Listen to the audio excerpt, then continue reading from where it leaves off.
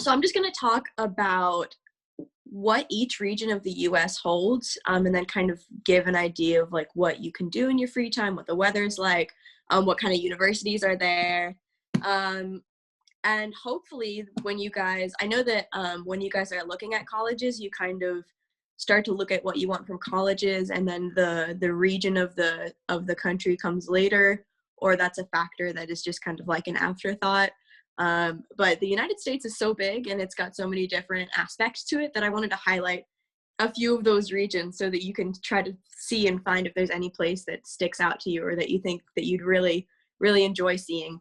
Even if you come to the United States and you don't end up living in one of these places, there's always the opportunity to travel and see these cool things. So here is a map of the United States broken up into different regions. Everybody will do this in a different way, just this breaking up of the regions. But here's a good one that I found that I think is a good descriptor. So I'm just gonna point out each of the regions here. We've got, I'll start where I'm from, is right here in Georgia, the state, not the country. This is the Southeast. Then going west, we have the Southwest, which includes these red states. And then going up here, we have the Pacific, and that touches the Pacific Ocean, which is why it's called the Pacific.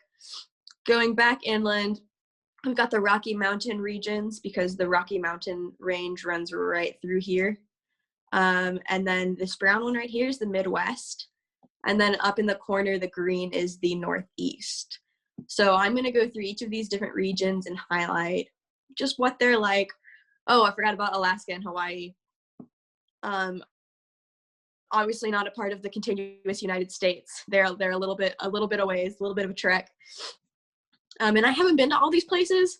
I've been to a few of them. So mostly on the East Coast over here, I've been, and then I have a lot of family that lives on the West Coast over here.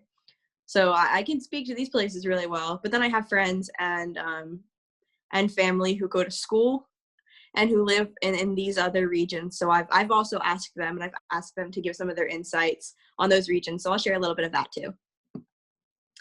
So what you'll see in this presentation, I gave a little bit of that already, a summary of each region, a sampling of schools in each region. I tried not to pick from any list. I just kind of went and highlighted some of the schools or what types of schools are in each region. And the lists ended up being really, really, really long, just because there's so many educational opportunities in each place.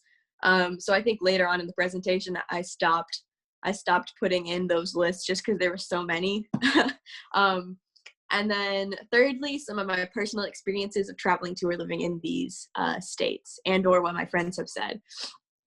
Okay, so first I'm going to highlight the Southeast, which is where I'm from, like I said. The states here are, sorry, my group chat stuff is in the way, so let me read that.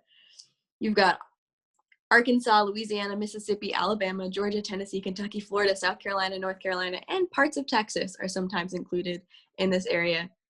This is in the U.S. where you'll find those really southern accents. I don't think I have an accent, but I've been told that I kind of do have a little bit of southern twang. So that's very interesting to me, just as a fun fact. So in the summer, it is hot all the time. Summer weather lasts from March to September. So like I said, we're finally starting to get a little bit of cold, but January can hit summer-like temperatures. It's just kind of depending on the year. Winter rarely ever gets colder than below freezing temperatures, but maybe like once a year or once every few years we'll have a really nice snow. Best times of year are fall and spring. Some of the best things to do in these regions, first off, you have Florida. Let me see if I can go back. Oh, yes, okay. So Florida and all of this region up here, and then coming around this other side and all the way up through this coast is just beautiful, gorgeous beaches. And there's a lot of universities that are located right along those beaches or very near to. Disney World is also down here if anyone's interested in Disney World. I have some cousins who did a college program at Disney World. But like I said, this region is very hot. There's lots of opportunities to do outside stuff like beaches. There are also mountains. This entire area is the Appalachian Mountain Range. So that's what I find myself doing most often on weekends, is going to the mountains. There's also a really vibrant city life, and a lot of the cities in these regions are very music centered. So you have Nashville, which is the home of country music, Atlanta, where I live, which is the home of trap. And then there's Houston and Austin in Texas. I think Austin is the home of Western music. So you got a lot of opportunities in the cities, big downtowns, but then there's also opportunities to go out of the downtown areas, and there are lots of beautiful colleges located in the mountains or on the beach or farther away from people. So there's a good balance there. Some of the drawbacks that you might run into here is this area is very religious. It's called the Bible Belt. And I have had some friends who have found that they have not been, or it's that some people have just been rude to them because they either look or sound different. That's just a warning. I don't think that's everybody. I don't think that's invading the culture. But if you go like way, way out into the countryside, people might be difficult. And then, like I said, a lot of people have very thick Southern accents that make it hard to understand them. Sometimes I can't even understand them. I guess that could be a better learning opportunity for learning English. It's very interesting. And then for us, sports and football especially is a way of life. So usually when it's not the pandemic, we'll have this time of year be completely transformed, and that our weeks are based around football, based around watching sports. It really is. It's an unexplainable cultural phenomenon that I'm actually going to talk about in one of my later presentations. But know that people are very serious about their religion, and people are very serious about sports. Here's a sampling of colleges that I could think of in this area that range, all the way from Louisiana up into North Carolina. And these are all very prestigious colleges. Actually, I mean, people will know the names of these. But then also, if you end up at a smaller college, like I think that people, I'm trying to think if there's any on this list. Like Lee right here is a smaller college, but everybody's going to recognize that name because college sports are so important in the South that even if you go to a smaller college, it'll be known because of its sports program. If you guys want any of these lists or any help finding colleges in these regions, just let me know or chat if you have any questions. Okay, so next we're going to talk about the Midwest, the Southwest, which is Texas, Arizona, New Mexico, and Oklahoma. This is a very deserted area. You can see that there's these gorgeous like red cliffs. I know that they've historically had problems like getting water / the water is piped in from the West Coast. But if you're inside the city, that's fine because they have those structures in place already. It's really hot and dry. Really hot and dry. I have a friend who lived in Texas, and he said that during their summer, there is literally a month of summer where nobody goes outside during daytime hours because it is it's over 100 degrees Fahrenheit. I'm not sure what that is Celsius, but just know that it's really, really hot, just incredibly hot. So they don't even go outside. And then this place is also lesser populated. Unless you live in the cities, then there are like really big, vibrant cities like Las Vegas is in this area. I'm sure you've heard of Las Vegas. And then Phoenix, Arizona also is a big city. People who live here generally enjoy it. There's lots of outdoorsy stuff to do, like hiking or just sightseeing. You can see a lot of unique animals in this region. There's also the Grand Canyon. I think that's what this region is most popular for, is the Grand Canyon. And then even if you don't go to the Grand Canyon, there are plenty of canyons around that are just absolutely gorgeous, like so many colors to look at. There's great culture here because it's right along the border with Mexico, and so there's a great mix of people in this area. If you ever wanted a chance to try like authentic Hispanic food without leaving where you end up living, like this is a great region. There's Tex-Mex. It's personally my favorite type of food. Texas is kind of its own state a little bit, so I included its own slide. Texas is just a very unique place because it's half southern, half southwest, like half southeast, half southwest. It's right in the middle. Texas is our biggest contiguous state, I think. I think Alaska is a little bit bigger, but obviously it's not touching the U.S., So Texas kind of gets that title. Texans are very loud and proud. They're very aggressively Texan. Like, that is something that we know. If someone is from Texas, you'll be able to tell. Texas also has beaches, but they're not my favorite. They're Gulf Coast beaches, which aren't as good as the Atlantic or Pacific coasts. Again, just like the rest of the South, these people are very religious. These are like, you have your like stereotype of like the gun-toting, gallon hat wearing Texan. And if you end up in Texas or near Texas or meet someone from Texas, be prepared to hear the word howdy. That's how they greet each other, is by saying howdy, which is funny. I like it. Here's a sampling of universities in this region in the Southwest and in Texas. I won't make you guys read those all. Okay, next is the Pacific, and this is personally my favorite region of the United States. I visit there as often as possible. You can see that it is inconvenient for me to visit because I am down here in Georgia, and this is literally probably the farthest away I could go from my home and still be in the US and not be in Alaska or Hawaii. But I have family that lives up here in Oregon and Washington, and that's a good distinction, is that it's Washington State, but then we also have Washington, D.C., which is our capital. And Washington, D.C., the capital city, is over here in the Virginia and Maryland area.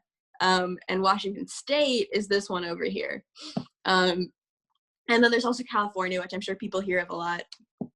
I kind of split these up into two like informational brackets, because California is, just like Texas is different from the rest of the South. California is very different from the rest of the Pacific, just in weather, in terms of weather, in terms of culture, because that's where Hollywood is. That's where you have Los Angeles, San Francisco, all of that, like those big tech giants, those film giants. That's where all those people are going to be. And it's a little bit hotter in California, but it also touches the Mexican border, so you get a lot of that culture, Mexican culture in the South. Let's see what I wrote. Yes, Latin influence because of being close to Mexico. Surfing is really popular in California. Once you get into Northern California, you also get a lot of just beautiful natural things. And it's not far, it's not stuff that's way out in the woods, but you can just go walking casually through these gorgeous trees, like moss-draped trees and giant redwood forests, and it's beautiful. The major cities in California are some of the worst cities that we have in the country, just because of high traffic rates and a lot of pollution. There are a lot of air problems in places like Los Angeles and San Francisco, just because of the high rates of traffic. Those big cities in California are also going to be a lot more expensive on average to live in. It's definitely a unique cultural experience, but they are going to be more expensive because you have a lot of our billionaires live on that side of the country, and specifically in those areas. Okay, but then the Pacific Northwest, which is that area that is not California, but is up there in the Northwest, Oregon, Washington. It's where the mountains meet the shoreline, and it's gorgeous, as you can see from these pictures. A lot of these places I've been to. The only problem is it is rainy, because whatever weather pattern picks up on the coast, it is super rainy, especially in the winter months. The winter months don't get super cold. Even though it is pretty far north, they won't get incredibly cold. Maybe they'll dip below freezing a few times in the coldest part of the winter. But mostly you have the temperate ocean air coming in.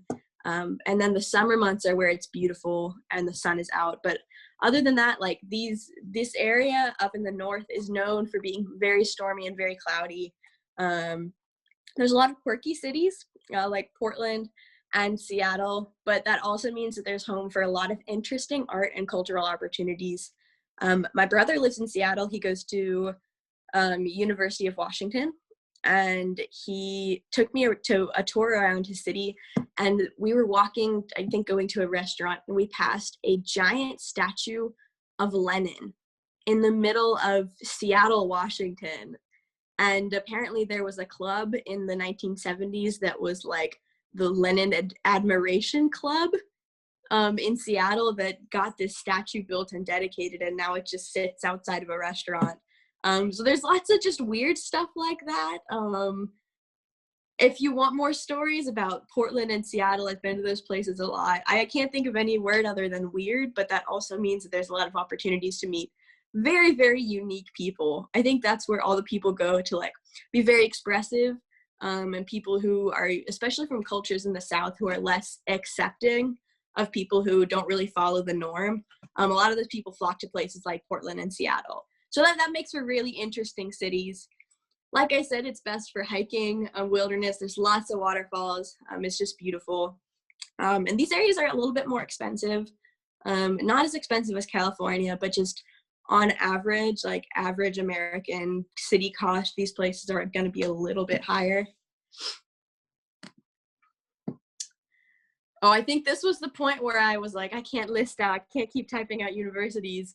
So if you want to go to these places, let me know, and we, anybody on this team can help you find something there. Okay, I think I'm gonna have to start speeding it up, but also that's okay because I know these regions less, but I just wanted to give you a brief highlight. This is the Rocky Mountain region, so there's a lot of opportunities for hiking, for wilderness. These are the states that are included in it. I'll be honest, I've never been to this region, so I don't know a lot about it, but a lot of our national parks, so like the beautiful places that you see on postcards and stuff, are in this region, like Yosemite and Yellowstone. I don't know if you guys have heard of those names, but this is like the big wilderness area, just because it's so far spread out and away from other people that it really hasn't been touched, and it's still very, very pristine. Gorgeous. I want to go there someday. Here you can see what the weather is like. It's a little bit on the colder side because it's in the mountains, but I also know that there's a lot of vibrant city life, especially in places like Colorado.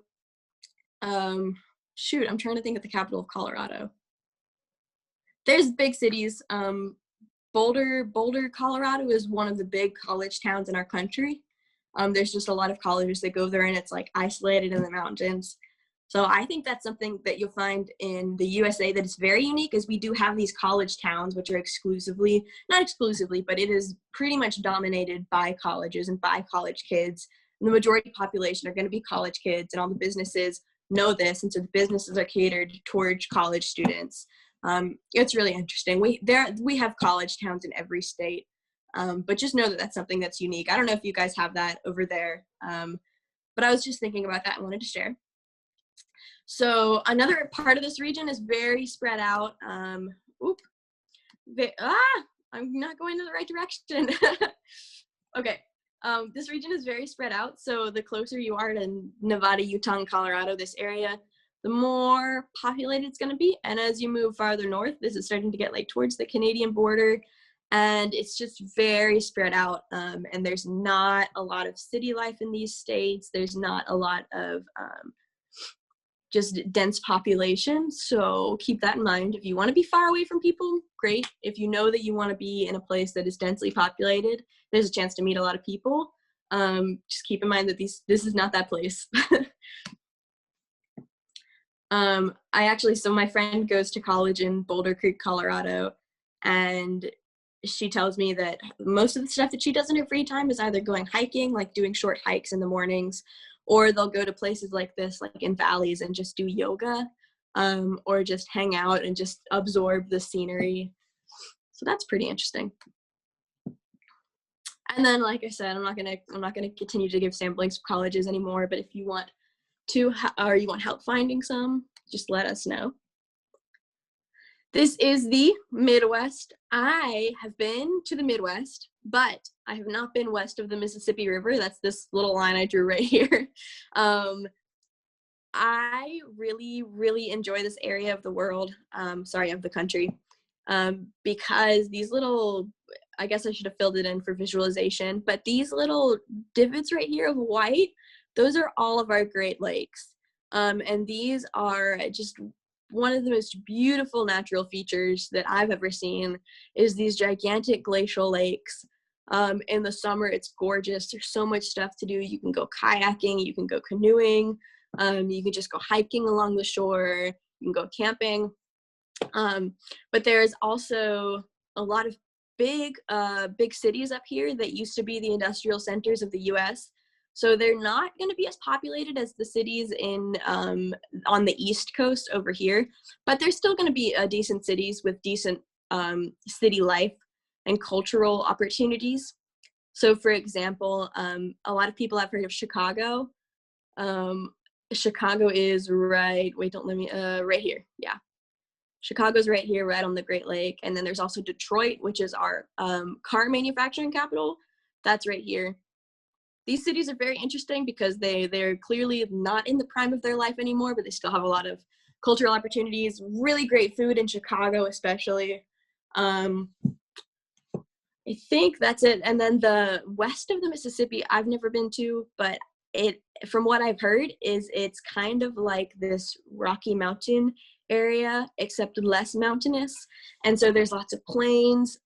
There's lots of farming in these areas. So again, it's going to be very sparsely populated. If you're looking for that, then these are the places to go probably. But then once you get up in the north, like Minnesota, Wisconsin, Michigan, that's where all that beautiful nature is going to be, just because it is lesser explored, lesser settled. So there's a lot of opportunities to do outdoor stuff, just to be away from a lot of people. I'm doing it again. I'm sorry. I don't have good control. Okay, here we go. So like I said, it ranges from flat farmland to these almost coastal areas along the Great Lakes. This picture right here is of Chicago. This picture is of one of the Great Lakes in Michigan. These places get very, very cold in summer. Not as cold as in the mountains, but still pretty cold because they're pretty far north and pretty far inland, so they don't get any warm ocean breezes. But they're nice in summer months. And then the rest of this, I think I already covered about the cities.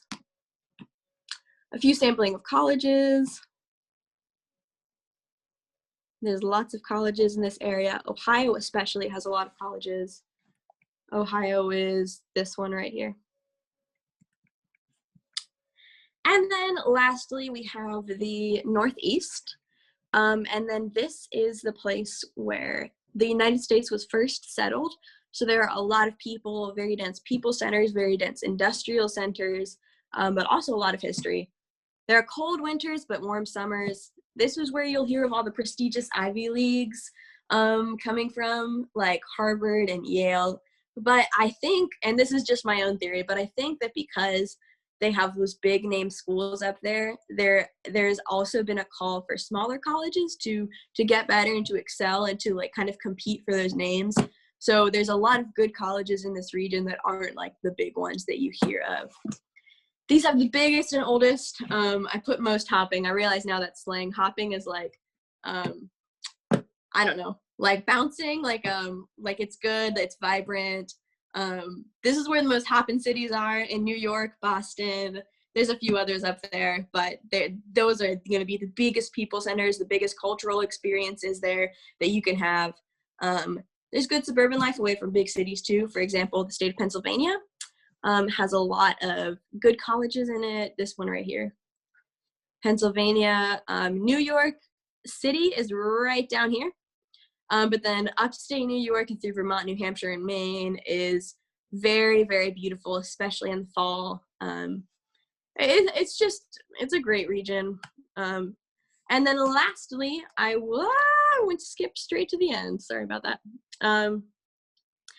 Lastly, this area that is technically in the South with Virginia, Delaware, and Maryland, that's where our capital is, our capital city of Washington. It's slightly different from the rest of the region.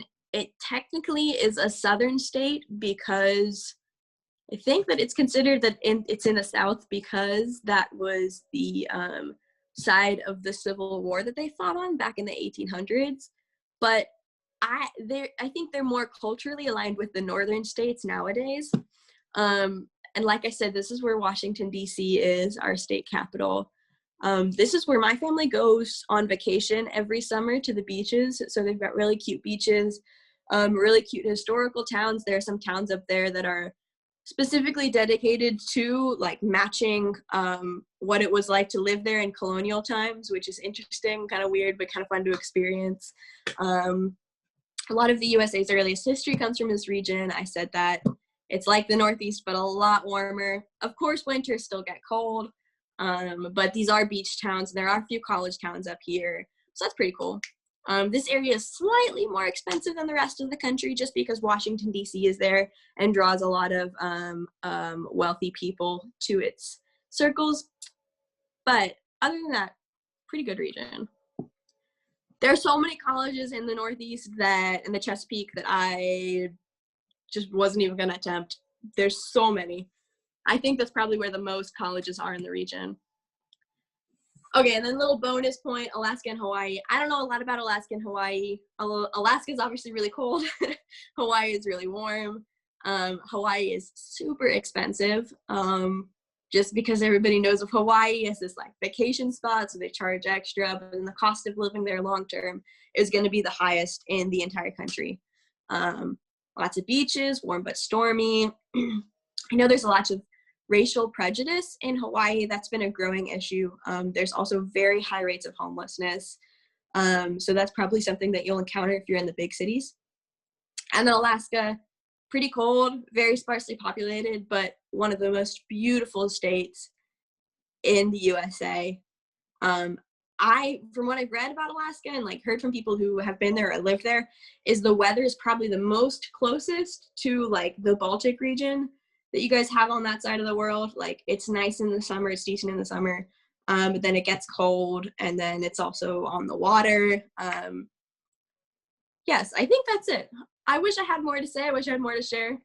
Those are all the places I've traveled to and can like give insights on. Hopefully I highlighted a little bit of the things that you could do in your free time there. Obviously there's things you could do in your free time anywhere that you are. But kind of more of those natural like mountains or beaches. Those are some of the things that I find more interesting and that I definitely looked at when I was looking at colleges a few years ago. So hopefully I've been able to share some information, and let me know if you guys have any questions. I'll open up the chat. And also I hope you liked my presentation.